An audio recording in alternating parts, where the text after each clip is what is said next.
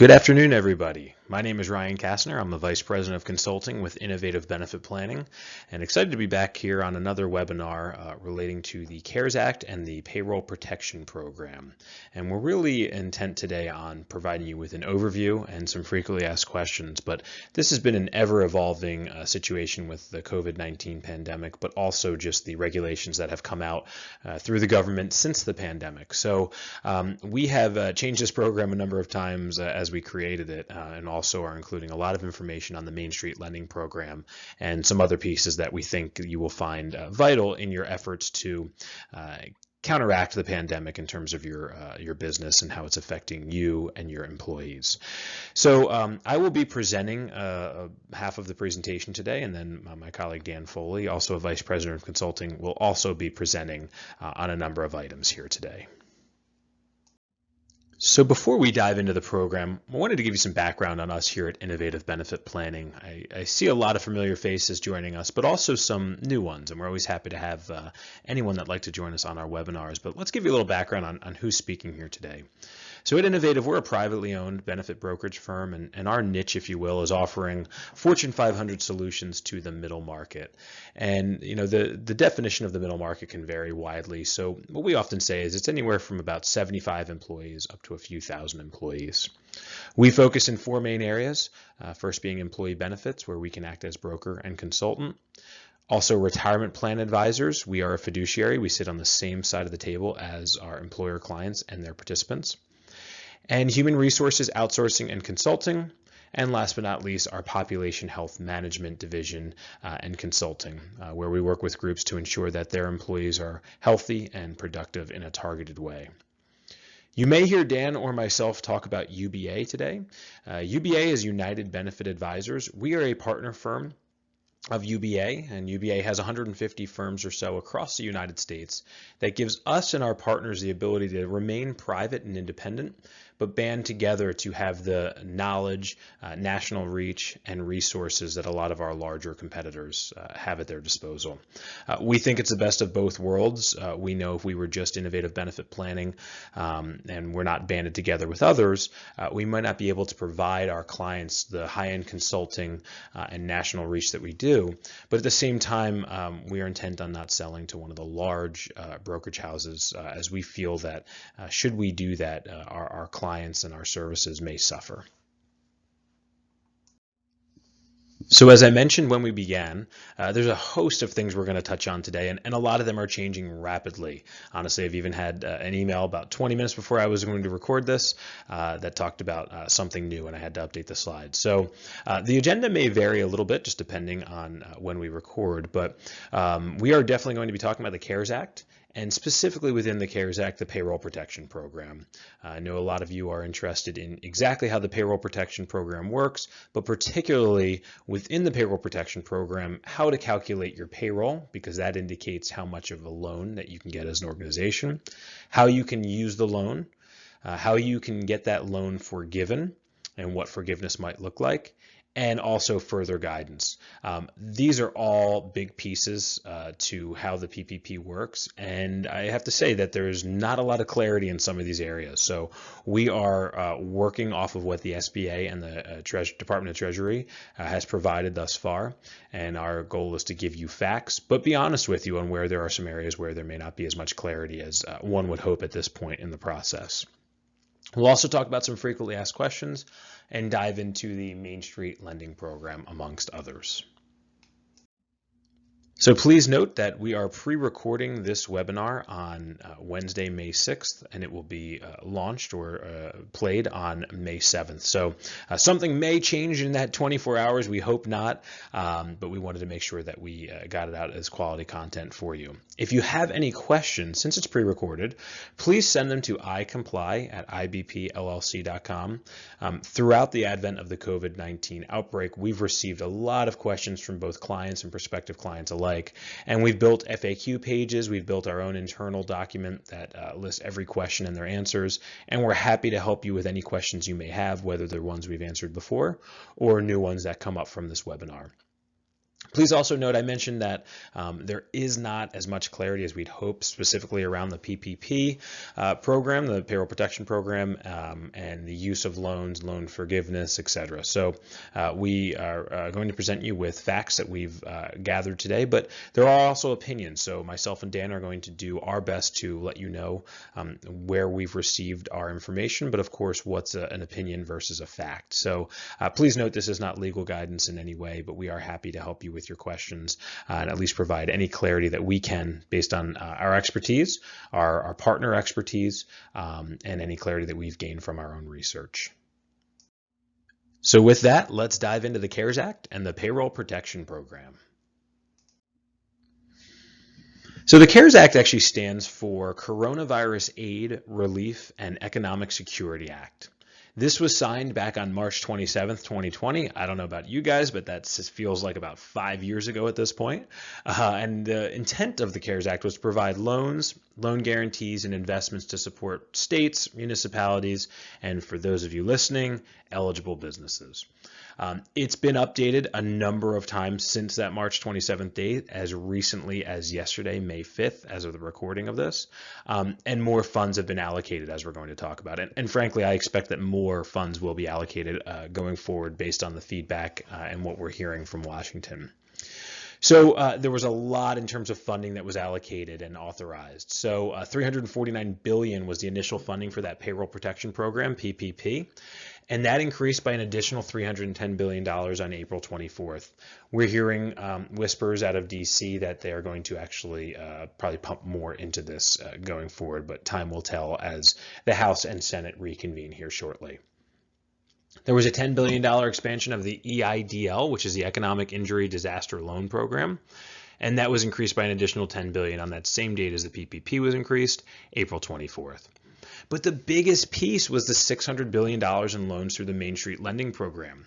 I think a lot of the focus has been on the Payroll Protection Program, and probably rightfully so, especially considering that it is or can be mostly forgivable, but also the fact that even if it's not forgivable, as long as it's allowed and you're providing good faith information, it's going to have a very low interest rate and favorable terms. So as the PPP funds are used up, or as groups have gotten their PPP loans, and unfortunately as the pandemic continues to affect businesses, I think we're going to hear a lot more about the Main Street Lending Program, and I think you're going to appreciate Dan walking through how that program works. And as you can tell, that's where a majority of the funds were provided.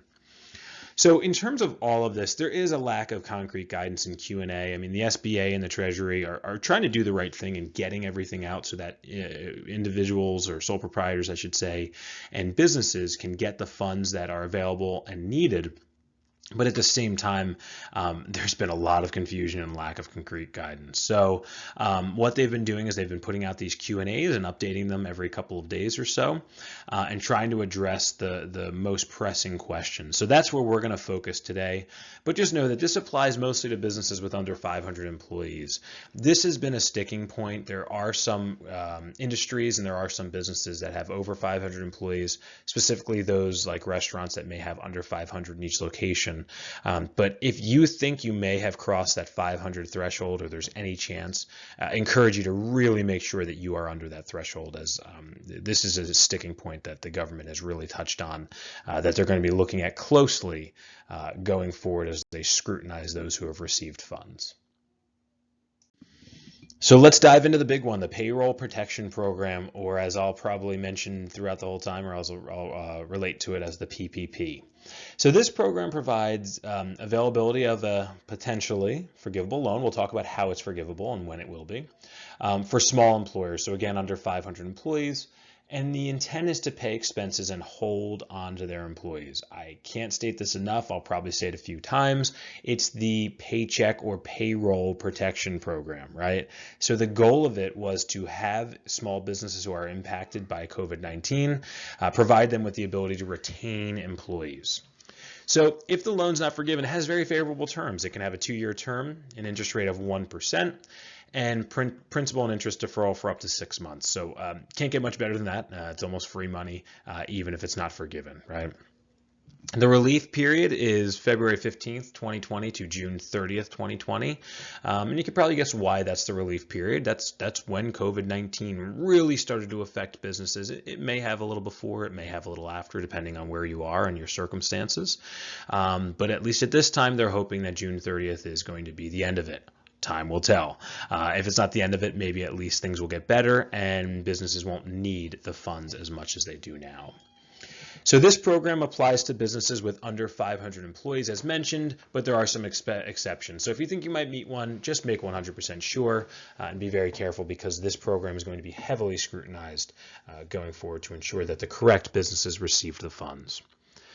You can use the loan to cover salaries, group benefits, rent, utilities, and more, and I'm going to dive into those specificities later in this webinar. And if you want it to be forgivable, though, it's pretty concrete. At least 75% of the forgiven amount must be used for payroll. So the Small Business Administration, or SBA, has the responsibility of implementing the program and initiating the loans through existing lenders. So really what's happening here is the SBA is implementing the program, again, initiating loans, but they're doing it through existing lenders, which often is just going to be your banks, right? We've had a lot of feedback relating to which banks have done a good job, which banks maybe have done a poor job. I think the main common theme here is that they're all swamped and they've been getting slammed, especially with the initial round and the subsequent round of funding. So take for what you will if you have a large bank or a small bank. I think we've heard a variation of responses in terms of how the banks have handled this, but that's the way that they set up the program. So the first area I wanted to dive into on the Payroll Protection Program, or PPP, is how to calculate payroll. Because at the end of the day, that's how they're going to determine what size of loan is available to you as a business. So you must provide employee counts and aggregate payroll costs based on either the calendar year 19 or the 12-month period preceding the application. So payroll costs include salary, wages, commissions, or other similar compensation, cash tips, payment for vacation, parental, family, medical, or sick leave. Importantly, does not include the sick leave wages under the FFCRA. Allowance for dismissal or separation. Payment of group health care benefits and insurance premiums. So that's what you as the employer are paying. Payment of retirement benefits. And payment of state or local taxes that are assessed on employee compensation. You'll see a common theme again here, right? So this is a payroll or paycheck protection program. So all of these things relate to paying your employees. Anything in excess of $100,000, it's been clarified, anything over $100,000 is not eligible, but this only applies to cash compensation. So if you have somebody who's making over $100,000, they'd be capped at $100,000 for the purposes of this loan. However, employer contributions for benefits, retirement plans, payment of state and local taxes, etc., are not counted in calculating the cap. And they can be included as a payroll cost, even though it's going to take you over that $100,000 threshold in the annual period for that specific individual. A lot of confusion around that, so they did come out and clarify that. So let's do a sample calculation to make sure this is clear. The SBA and the Treasury provided FAQs on April 24th that showed what you need to do to calculate payroll. And I encourage you to take a look at these FAQs, honestly, in general, but specifically because there's different calculations based on whether you are a corporation, a partnership, a sole proprietor, or a nonprofit. So let's use an example of an S or C corporation. Step 1, you're going to add together the 2019 gross wages and tips. You can use your Form 941 for your quarterly payroll taxes, plus any pre-tax employee contributions for health insurance or other fringe benefits that are excluded from Medicare wages and tips. You'll subtract amounts paid to any employee over $100,000 because, as mentioned, that is the cap for the purposes of calculating payroll for each individual within this loan program. Anybody outside of the U.S., unfortunately, cannot be included. You're then going to add that number together with the 2019 employer health insurance contributions, the 2019 retirement contributions, the 2019 employer state and local taxes assessed on employee compensation. Again, that's key there, assessed on employee compensation. This is the Paycheck Protection Program, or payroll. And then you're going to take the aggregate amount of that within step 1 And in step 2, you're going to divide that by 12 to get your average monthly payroll costs. Next, you're going to multiply that average payroll cost from step 2 by 2.5 because they're covering 2.5 months of payroll costs. Step 4, if you've gotten an EIDL loan that was made between January 31st and April 3rd, you need to add any outstanding amount to the amount you seek to refinance, and then less any amount of advance under the EIDL COVID-19 loan. So if you have not received an EIDL loan, ignore that last part. I know that can be confusing. If you have, just be careful. Make sure that you're adding that outstanding amount in there. Now let's talk about how these loans can be used. PPP loans are used for expenses from February 15th, 2020 to June 30th of 2020. And the following are eligible expenses. You can pay payroll costs to the continuation of your group health care benefits during periods of paid sick, medical, family leave, and insurance premiums. You can include it for employee compensation, rent and utilities, mortgage interest obligations, and that's interest, not principal, interest on debt incurred prior to the loan, and refinancing EIDL loans that were made between January 31st and April 3rd of 2020. Now, there was an interim rule that clarified that at least 75% of the loan amount must be used for payroll costs. Okay, so we talked about that previously. But there was previous guidance that the U.S. Treasury did not require 75% to be used for payroll costs if the borrower was seeking forgiveness. Not the case. 75% of the loan amount must be used for payroll costs. And again, it makes sense. It's the Paycheck or Payroll Protection Program. Now for the part that everyone's probably been waiting for, loan forgiveness, right? You're getting this loan, you need the help, you want it forgiven, right? It has favorable terms, but ideally everyone will get their loans forgiven. Well, how do we do that? Well, they're eligible for loan forgiveness up to the full amount of the loan and any interest for costs incurred and payments made during that 8-week period after the lender makes the first disbursement of the PPP loan to the borrower, right? So that is your date of the 8 weeks beginning, first disbursement of the PPP loan from the borrower, or to the borrower, I should say, meaning you. Forgiveness is subject to proper documentation. Again, they're going to be scrutinizing who's getting these loans, but they're really going to be scrutinizing who's going to get their loans forgiven, okay? So document.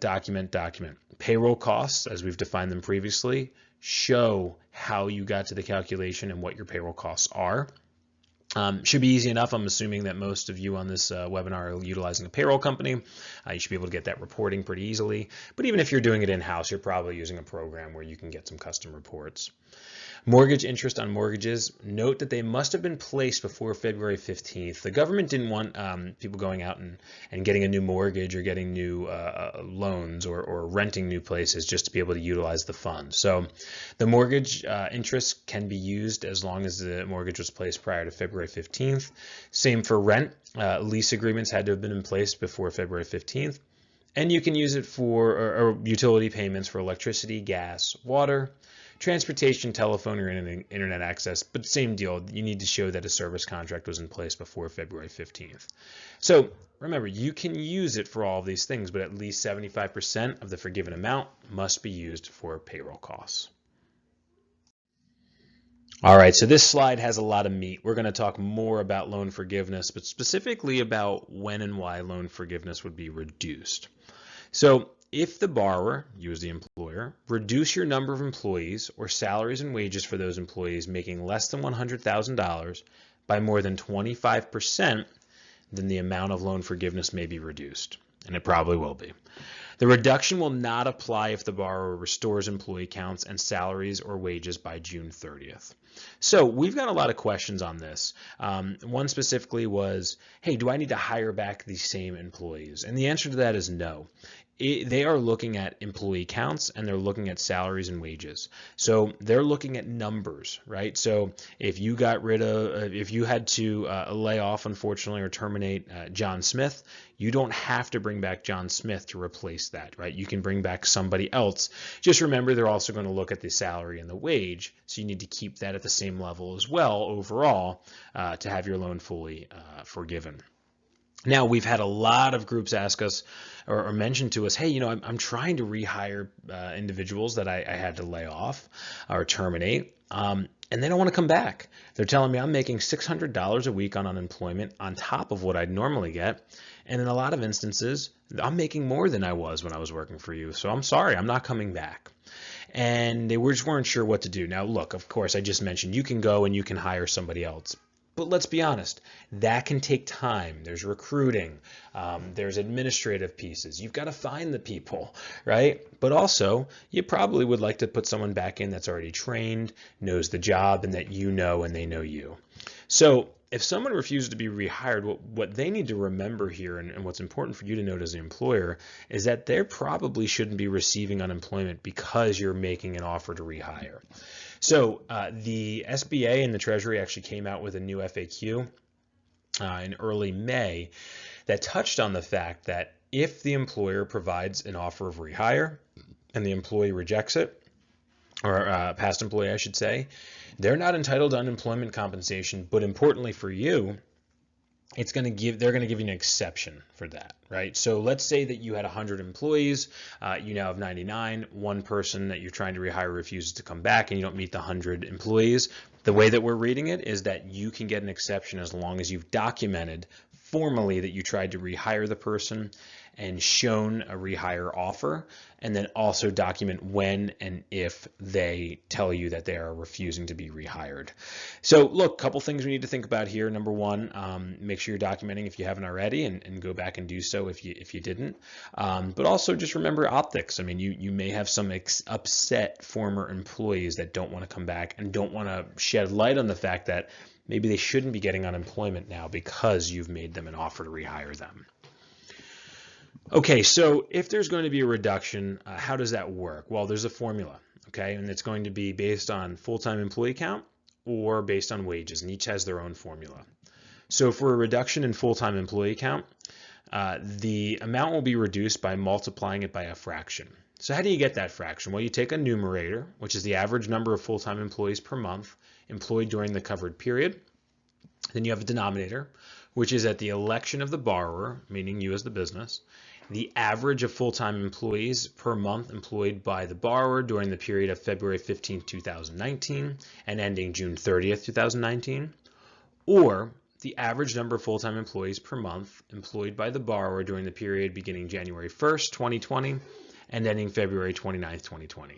So obviously, you probably want to run this both ways and see which shows a better number for you in terms of your forgiveness number or amount. So there's a formula for reduction in wages as well. So what you need to do is identify all employees who didn't receive during any single pay period in 2019 wages, salary at an annualized rate of more than $100,000, because remember, that's the cap for calculations.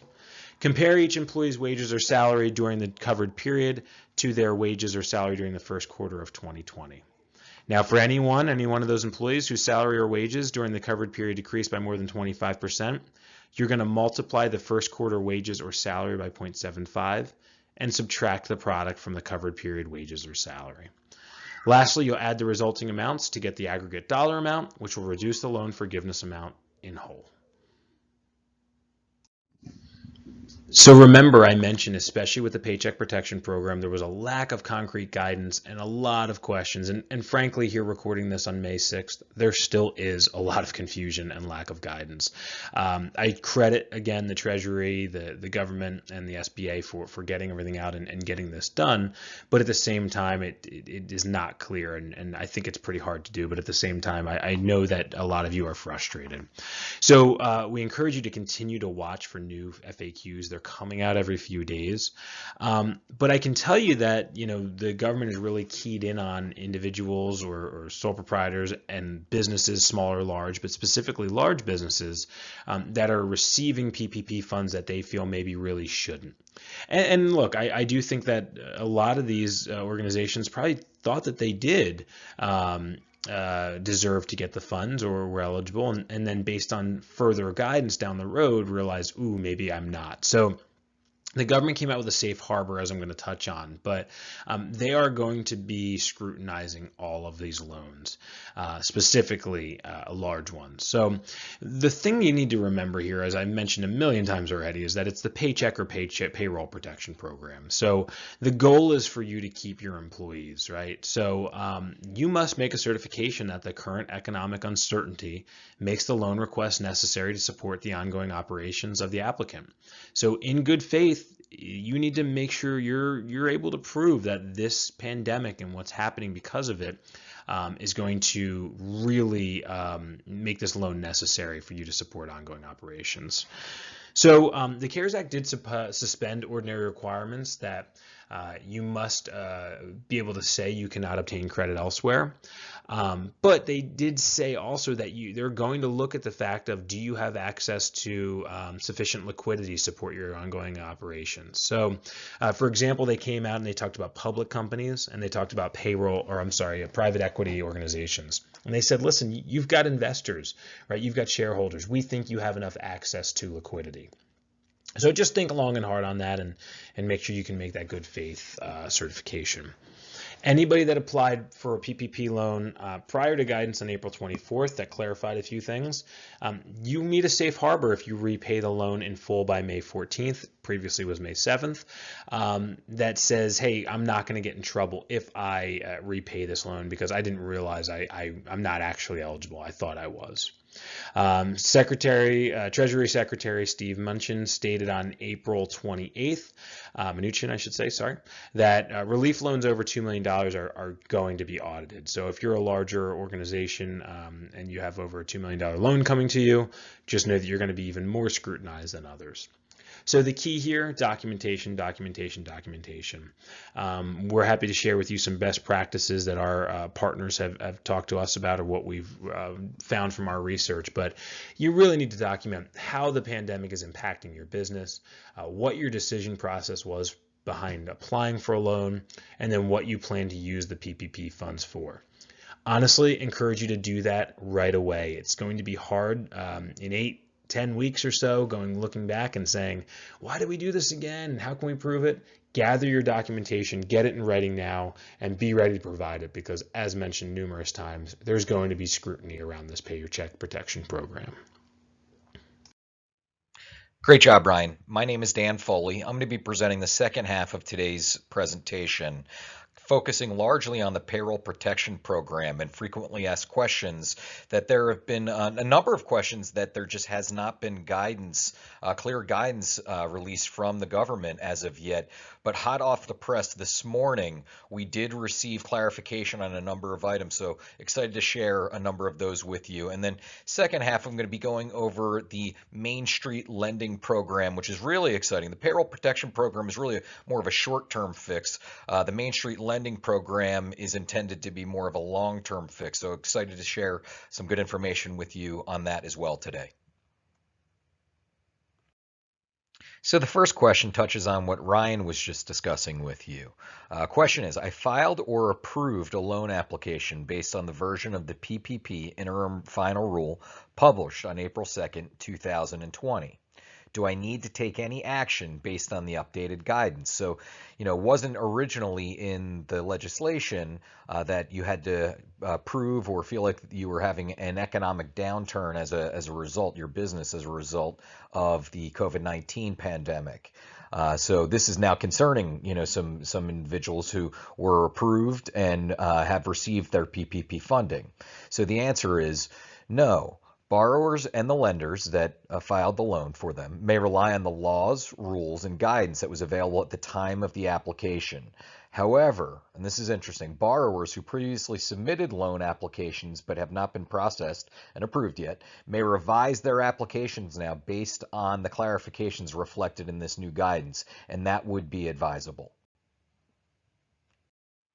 So as we know, when applying for the PPP loans, there was a lot of information that was required, including a lot of payroll data that was required for you to provide to your lending institution, your bank. So this question pertains to some of that information, who's responsible for it. So paragraph 3 of the PPP interim final rule that was from April 2nd states that lenders must, in quotes, confirm the dollar amount of average monthly payroll costs for the preceding calendar year by reviewing the payroll documentation submitted with the borrower's application. So this question was, does that require the lender to replicate every borrower's calculations, basically ensure that what was being reported is accurate? Is that the lender's responsibility? And the answer is no. Providing an accurate calculation of payroll costs is the responsibility of the borrower, and the borrower attests to the accuracy of those calculations on the borrower application form.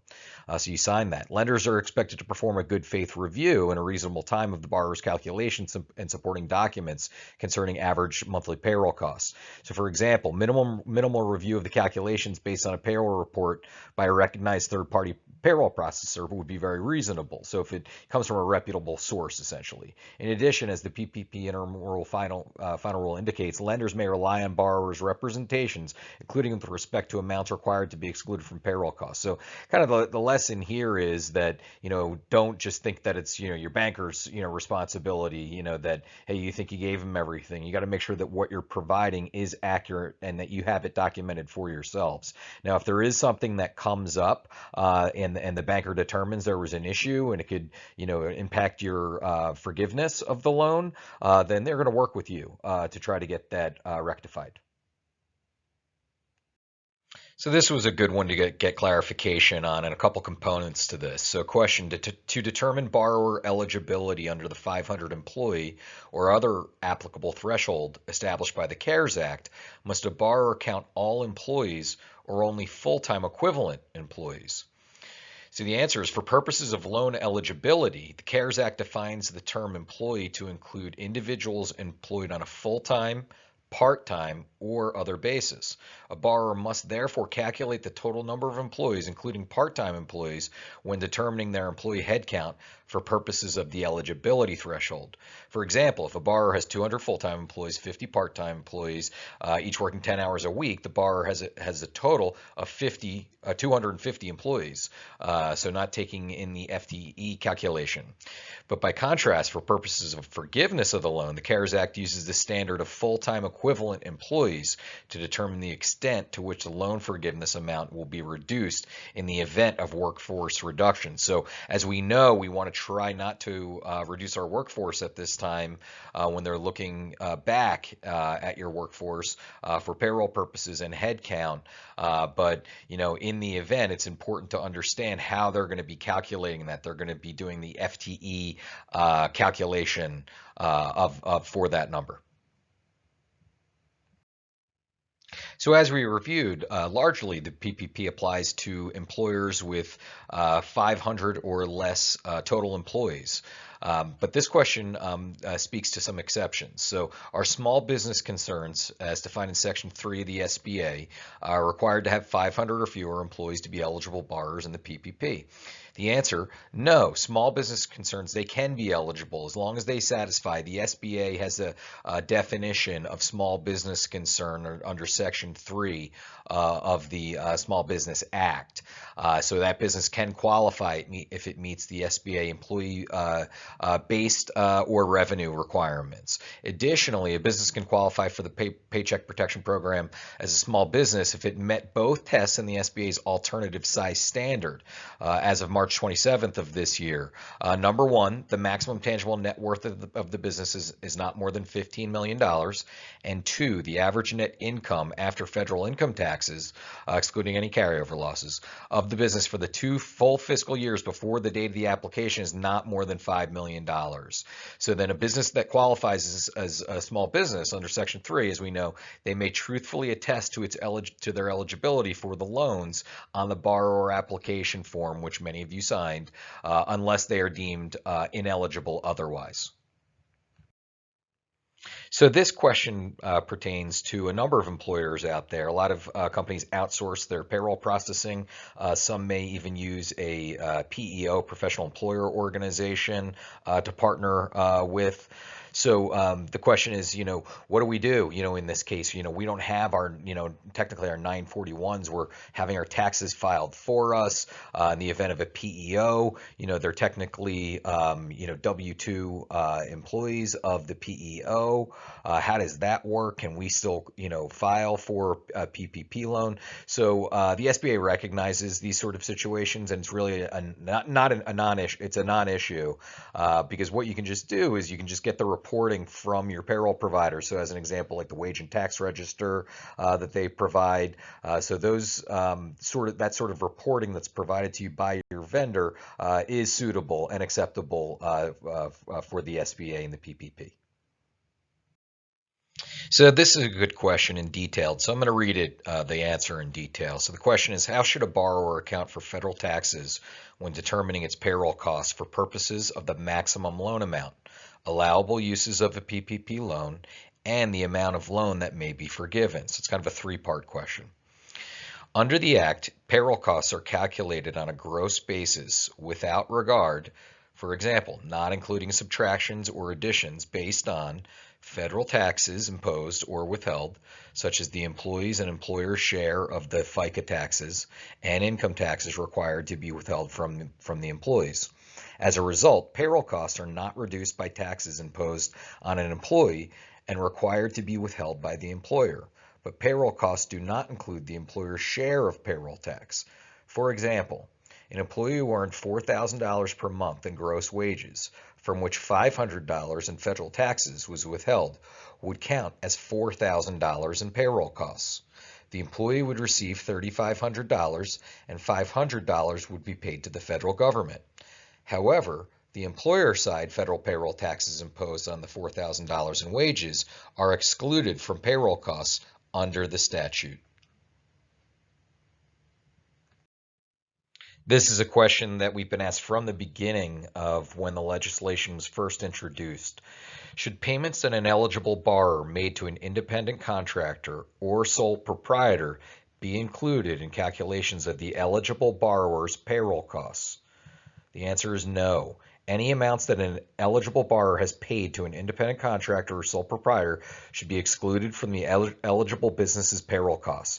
However, an independent contractor or sole proprietor will itself be eligible for a loan under the PPP if it satisfies the applicable requirements. So a lot of people don't realize that. I've actually discussed that with a number of people, that if you work with someone, somebody that works for you, that they are an independent contractor, they should have applied on their own. And if they haven't, it would be advisable for them to do so as quickly as possible. So what happens in the event of a recent change of ownership? So Section 1102 of the CARES Act provides that PPP loans are available only to applicants that were in operation on February 15th, 2020. So what about a business that was in operation but then had a change in ownership after February 15th? Are they eligible for a loan?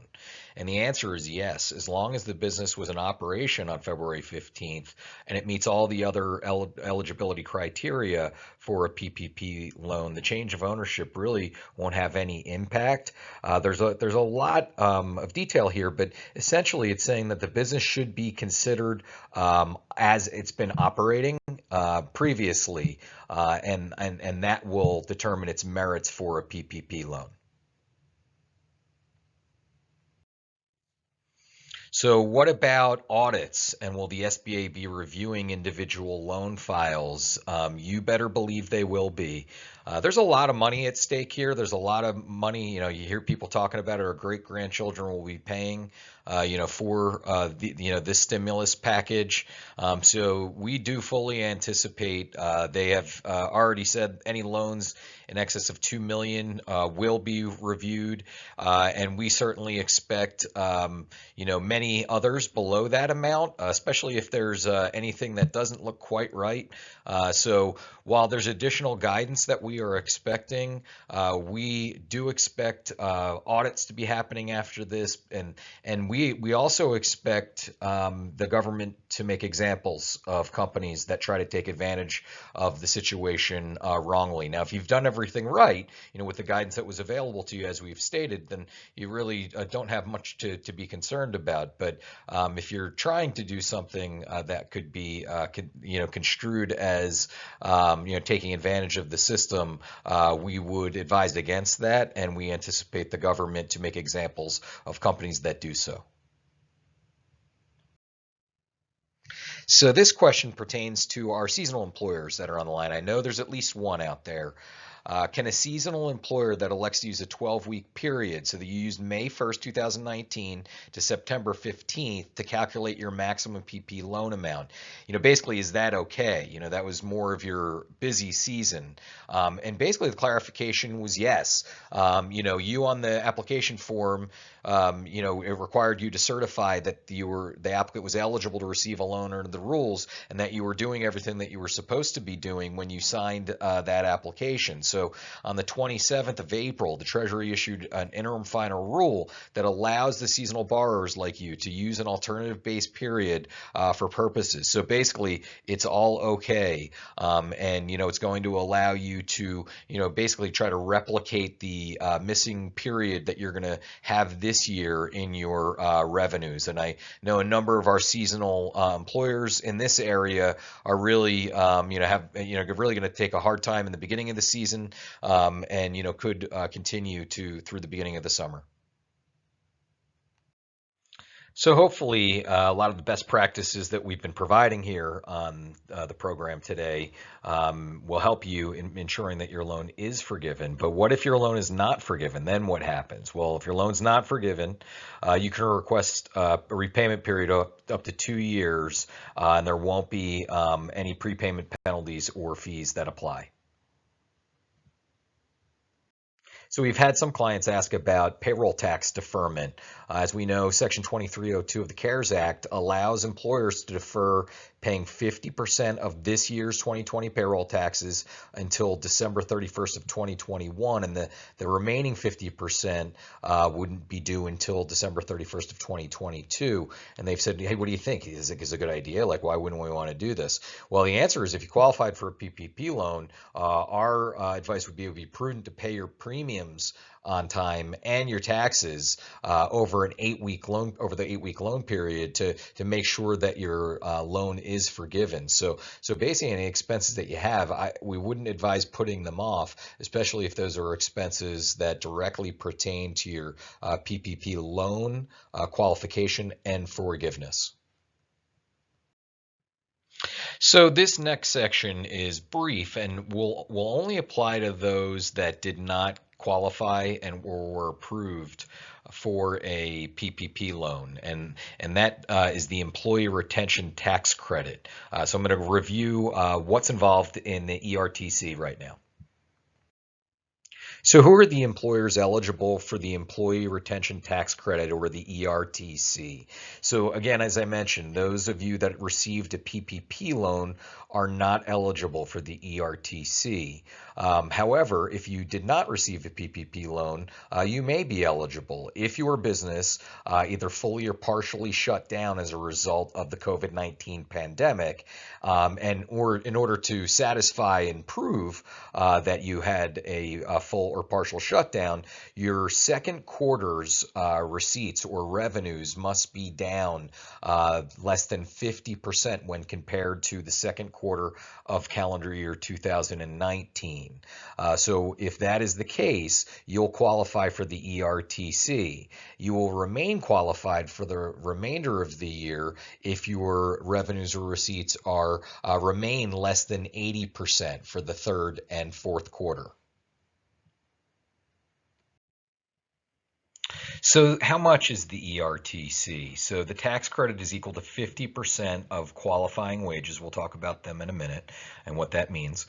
Paid to an employee after March 12th of this year and through the rest of this calendar year.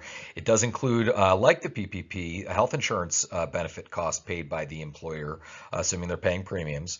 The tax credit is capped at $10,000 of qualifying wages per employee for this year.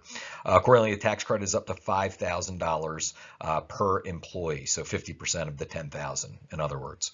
Qualified wages, so a little delineation here for employers with more than 100 employees and those less than 100 employees.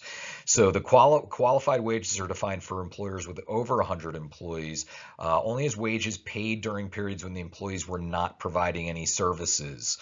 So an example, would be paid leave. And in both cases, any monies being received or qualified under the FFCRA program are not included as qualified wages. So you can't double dip. If you have less than 100 employees, all wages will qualify for the credit, whether the employer, whether you're open for business or you've been shut down as a result of the COVID-19. So some added benefit for those that have been directly affected for those small employers, which I think is a good thing.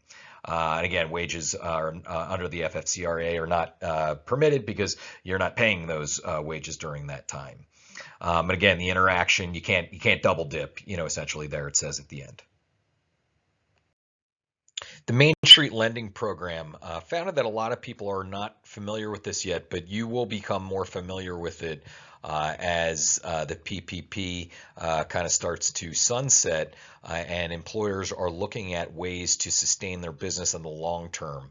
As mentioned, the PPP is more of a short-term fix. The Main Street Lending Program is intended to be more to help support employers' sustainability and growth into the future.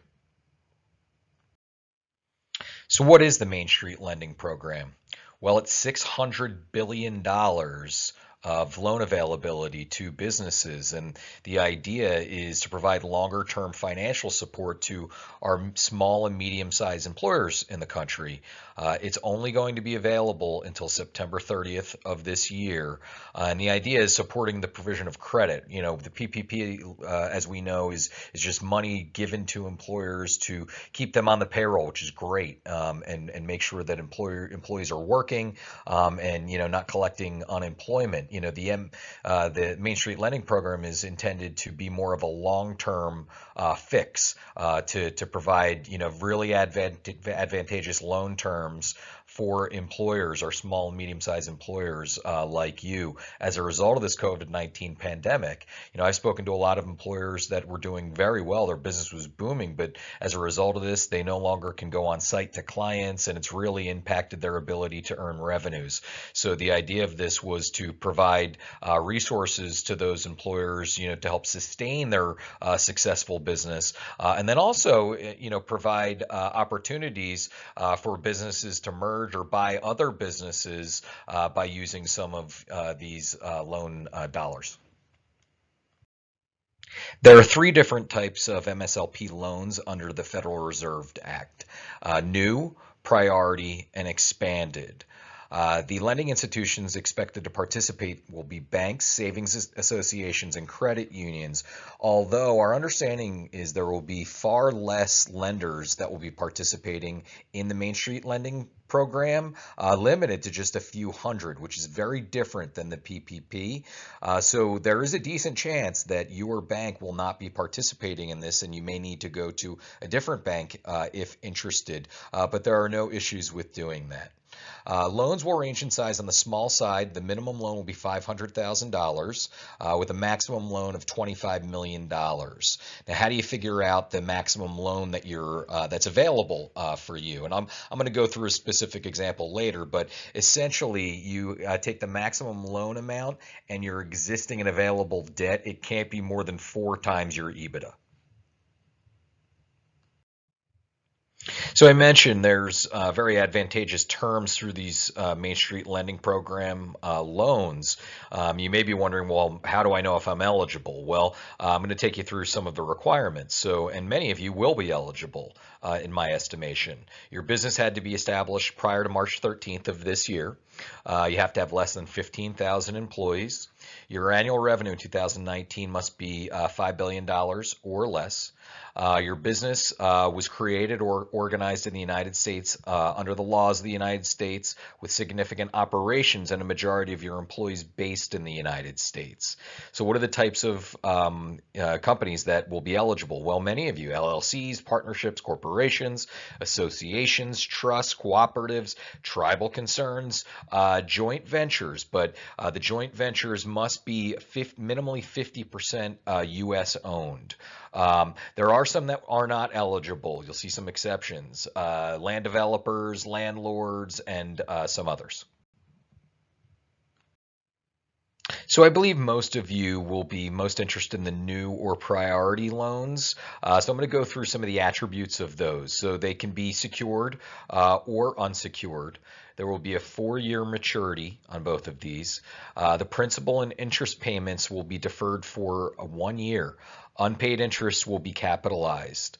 What will be the rate? Well, the rate will be the adjustable LIBOR, which is very low. It's like a quarter to a half a point, I believe, plus 300 basis points. So very, very inexpensive loan terms and money to borrow, again, subsidized by the government through the stimulus package. I mentioned the minimum loan size of 500, maximum of 25 million, and you may make prepayments without any penalty. Fees will be somewhere between 1 to 2%. So I'm going to take you through an example here, but did want to mention, because some people might be thinking that this is only applies to large companies. Actually, if you think about it, if your net EBITDA is say $125,000, and have no existing debt, you could qualify for a loan of up to $500,000 under this program. But in this example, this is an example of a company, looking at the new loan. So it's a 4 times multiple, as we mentioned. And again, we have to take into account existing debt. That includes what's been already committed to them, and if it's just available to them, so available credit. So in this example, the company has an EBIT of $500,000, and as we just look at, I'm not going to go through each one with you, but existing debt of $500,000. So if we take their EBITDA times 4, which brings them to $2 million, you subtract the $500,000 in existing or available debt, which means they could qualify for a Main Street loan of $1.5 million. Now, if you go, you can see how existing debt can play a part in this and impact their loan availability. If you go down to the bottom, an EBITDA same of $500,000, but they have existing debt of $2 million, so it's not to exceed the $2 million, so they wouldn't qualify in that situation for a loan under this program. So you're probably wondering, well, how do I know which loan type is best for me? And the answer is going to be essentially with the banker that you work with on this. But wanted to show you some examples of a company that has different EBITDAs of anywhere from $2 to $8 million in different situations with their existing debt, and how each of the 3 different loan facilities or programs would work in those situations. So again, not going to take you through all of them, but I'll take you through, say, the top one. So an EBIT of $2 million, existing debt of, say, $5 million. New loan they'd be available for would be the $3 million under the new program, because again, the EBITDA of $2 million times 4 minus the 5 of existing debt nets you at 3. The priority loan, as we remember, is a multiple of 6, so it would be the EBITDA of $2 million times 6, which would be 12, minus the existing debt of 5, which would bring them to 7. Under the expanded program, they wouldn't qualify at all. So again, it just really depends on what your situation is. But if we look down at the bottom example, a little bit of a larger company with a EBIT of $8 million, existing debt of, say, $30 million, under the new program, they would only qualify for 2. Under the priority, they'd qualify for 18 million, and under the expanded, it would be 10,500,000. So we've talked about 2 of these 3, and just trying to understand the purpose for these different programs, and we've touched on it. The PPP was really established to to provide a stopgap for businesses and to ensure and encourage employers to continue paying their employees, have them come into work, continue providing them a paycheck, keep them off the unemployment lines. And as I mentioned, the Main Street lending program is designed by the Federal Reserve to really support the small and mid-sized business that are going to need support after the PPP loan funds have been exhausted. Again, a key difference between those two, though, is that the Main Street loans are not forgivable while the PPP loans are. Now, the Main Street loans, again, have those very advantageous loan provisions. The one that you see there at the bottom, the PMCCF program, we didn't talk about because this is really geared towards large employers, which we don't have any on the line and we don't typically work with. We specialize in middle market employers and are also trying to help some small employers during this time. So that was really a program that was reserved for very large companies by providing corporate bonds at advantageous terms for employers to help them during this time. So many of you already know that we have a comprehensive COVID-19 Employer Resource Center on our website. Please visit our website, ibpllc.com. You can easily find our COVID-19 pages. On there, you'll find updated compliance alerts, webinars like this that we've recorded that you can access on demand. We store a lot of the FAQs that we've provided. A number of workplace resources. We are very involved in population health management and wellness, and we have great staff on our team that are putting together great resources for employers to help their employees during this time of isolation and uncertainty for individuals. There's video tips that we have on there, and then also an impact analysis, which I'm going to talk about now. So we're providing all of our clients with a detailed COVID-19 impact analysis report that takes them through a number of the provisions within the CARES Act, the FFCRA, and looking at their plan design and what requirements they must meet, new requirements, what requirements must be documented, changes that they must be considering during this time. And then many employers have approached us and asked us, how is this going to impact our costs as an employer? These COVID-19 claims that we see, people on ventilators in the hospitals with large claims, how might that impact our organization and whether we're fully insured in our premiums or if we are self-funded and the claims that we pay directly? Well, we have a great tool that we're utilizing, an actuarial tool that's helping us project what the cost impact may be on your claims.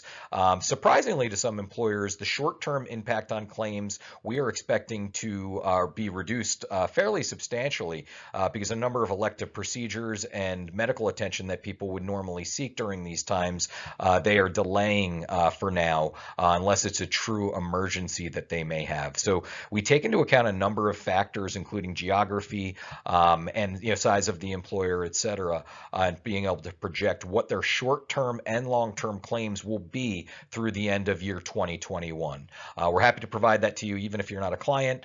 Please just go on to our website. We have a form on there, very easy for you to complete and us to turn that around for you. Well, thank you, everyone. That concludes today's program. Should you have any questions, we're hopeful that we answered all of your questions, if not most of them. But should you have any outstanding questions, we welcome addressing them for you. Please email us at our compliance email address, icomply@ibpllc.com. Thank you, everyone. Have a nice day and be safe.